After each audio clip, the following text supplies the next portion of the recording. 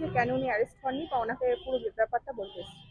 বিয়ের প্রতিশ্রুতি দিয়ে এক মহিলার সঙ্গে দীর্ঘদিন ধরে সহবাস করার অভিযোগ করল রামপুরহাটের তৃণমূল কাউন্সিলর প্রিয়নাথ সাউয়ের। শুধু অভিযোগ নয়, এই ঘটনায় একটি ভিডিও ভাইরাল হয়েছে।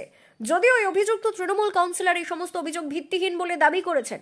অভিযুক্ত তৃণমূল কাউন্সিলরের বিরুদ্ধে যে মহিলা এমন অভিযোগ এনেছেন, তিনি দাবি করেছেন দীর্ঘদিন ধরেই তার সঙ্গে সহবাস করতেন প্রিয়নাথ সাউ।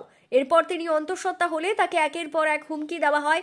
ঘটনার পরিপ্রেক্ষিতে তিনি রামপুরহাট থানায় অভিযোগ দায়ের করেছেন। তবে অভিযোগ দায়ের করার পর 12 দিন কেটে গেলেও অভিযুক্তকে গ্রেপ্তার করেনি পুলিশ।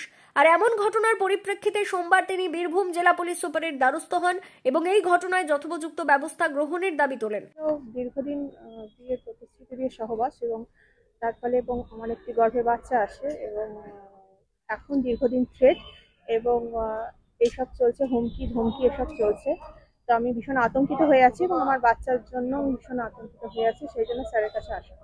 অন্যদিকে এই ঘটনার পরিপ্রেক্ষিতে রামপুরহাটের বিধায়ক আশিস বন্দ্যোপাধ্যায় জানিয়েছেন, অভিযোগ পাওয়ার পর তাকে দল থেকে রাজ্য তৃণমূল বহিষ্কার করেছে। এখন পুলিশ কি ব্যবস্থা নেয় সেটা পুলিশের বিষয়। সেটা পুলিশকে দেওয়া হয়েছে। পুলিশ মানে যা ব্যবস্থা নেওয়া নেবেন।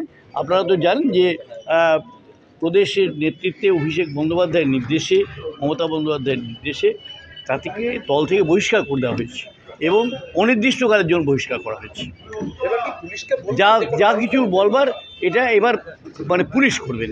পুলিশের ব্যাপারটা তো আমরা ঠিক করবো না, পুলিশের ব্যাপারটা পুলিশ দেখি।